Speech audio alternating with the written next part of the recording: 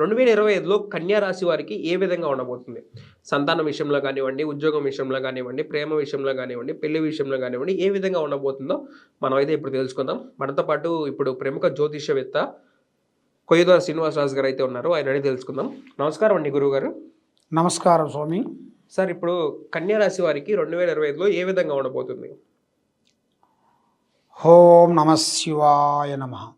ఓం పరబ్రహ్మ పరమాత్మన మహాజగత్తుతీస్తి ఫలయా బ్రహ్మ హరిహరాయ త్రిగుణాత్మ సర్వగౌతికామి దర్శ దత్తాత్రేయ నమసంతిని సిద్ధి కురు కురు కురు కురు కురు స్వాహ.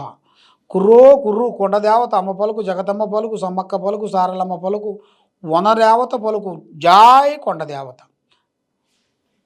ప్రజలందరికీ నమస్కారము. ఈ ఏ రాశి స్వామి? కన్యా రాశి. 2025 కన్యరాశి వాళ్ళకి స్థితిగతులు ఎలా ఉన్నాయి, నక్షత్ర గడియలు ఎలా ఉన్నాయి, యోగ నక్షత్రం ఎలాగుంది, ఇలా జీవిత చక్రం ఎలాగా నడుస్తుంది అనేది చెప్పబోతున్నాను.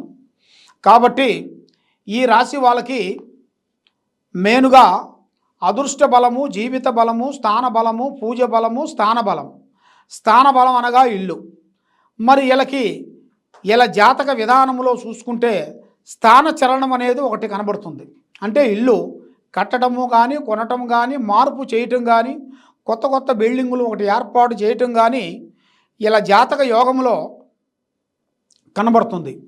కాబట్టి వీళ్ళకి మెయిన్గా అదృష్ట బలంలో చూసుకుంటే కొంత ఇప్పుడు వీళ్ళు ఉండాల్సిన ఊర్లో కాకోకుండా ఇంకా పెద్ద స్టేట్కి వెళ్ళాల్సిన యోగం అనేది కనబడుతుంది.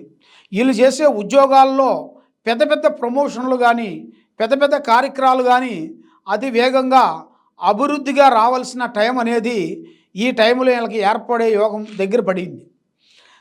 కాబట్టి వీళ్ళకి మెయిన్గా వ్యాపార పరంగా మెయిన్గా చూసుకుంటే పెద్ద డెవలప్మెంట్ అనేది రాబోతుంది. మరి బిజినెస్ పరంగా చూసుకుంటే అంతంత మాత్రమే కనబడుతుంది. మరి దీంతో పాటు వీళ్ళకి రియల్ ఎస్టేట్లో కానీ, తర్వాత పెద్ద పెద్ద బిల్డింగుల కన్స్ట్రక్షన్లు కానీ, తర్వాత చేయాల్సిన పనులలో కొంత డెవలప్మెంటు, కొన్ని చేంజెస్, మార్పులు కొన్ని రాబోతున్నాయి. కాబట్టి దీంతో పాటు మెయిన్గా వీళ్ళకి ఒక భార్య నుంచి అంటే స్త్రీ నుంచి కూడా ఒక అదృష్ట సంఖ్య అనేది పెరుగుతుంది. ఆ అదృష్ట సంఖ్య కూడా వీళ్ళు ఊహించని అదృష్ట సంఖ్య. ఆ స్త్రీ నుంచి వీళ్ళకి ఎన్నో రోజుల నుంచి కొన్ని సమస్యలు కానీ కూడా ఆ స్త్రీ వీళ్ళ స్థానంలో కాలు పెట్టిన టైం వేళ విశేషంలో వీళ్ళకి చాలా వరకు దిశ తిరిగే యోగం అనేది కనబడుతుంది. కాబట్టి మెయిన్గా ప్రేమ సమస్యలో చూసుకుంటే చాలా చాలా చాలా చాలా విధానాలుగా చూసుకుంటే చాలా పనులలో కొన్ని ప్రేమ విశేషాల్లో మంచి మంచి ప్రేమ విధానాలు అభివృద్ధిగా పొందాల్సినవి.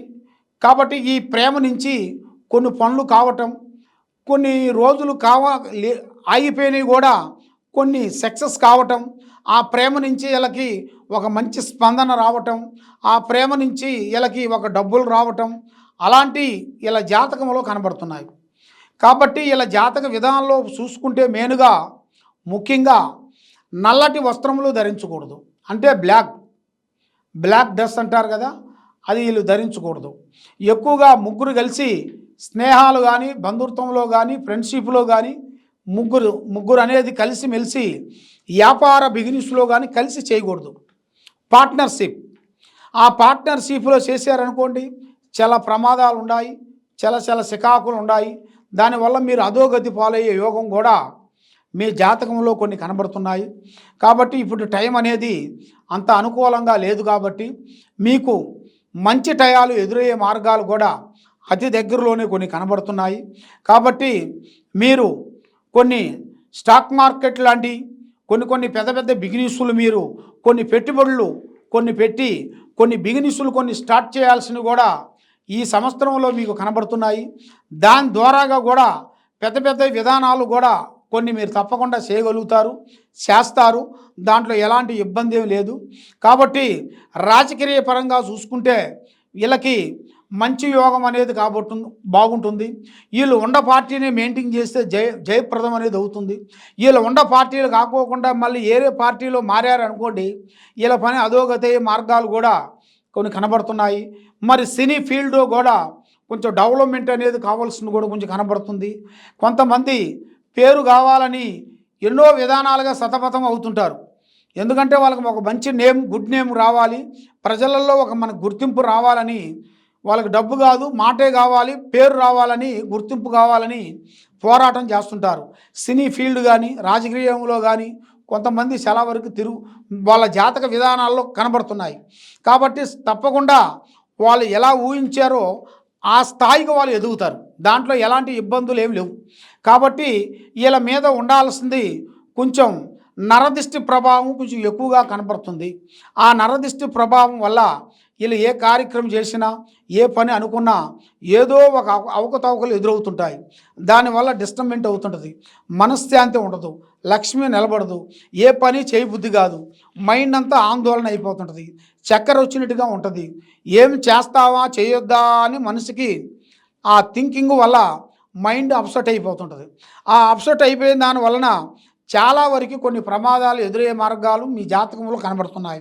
అలాంటి ప్రాబ్లమ్స్ ఏమి ఉండకోకుండా ఉండాలి అంటే మీకు మెయిన్గా ఈ కింద ఉండాల్సిన నెంబర్కి మమ్మల్ని సంప్రదించినట్టుగైతే మీ యోగాన్ని బట్టి, మీ నక్షత్రాన్ని బట్టి మీ మీద ఏముంది, ఎందుకంటే మీ మీద ఎవరన్నా ప్రయోగం చేశారా, మీకు ధన యోగం ఉందా, దరిద్ర యోగం ఉందా, లేకపోతే ఎవరన్నా శాతబడి చెడు ప్రయోగాలు ఏమన్నా చేశారా, అది మీ ఇంటికి చేశారా, మీకు చేశారా, ఎవరికి చేశారా అనేది మీరు తెలుసుకోవాలనుకుంటే తప్పకుండా కింద ఉండాల్సిన నెంబర్కి సంప్రదించినట్టుగైతే మేము అన్ని విషయాలు మీకు చూసి మేము చెప్పగలుగుతాం.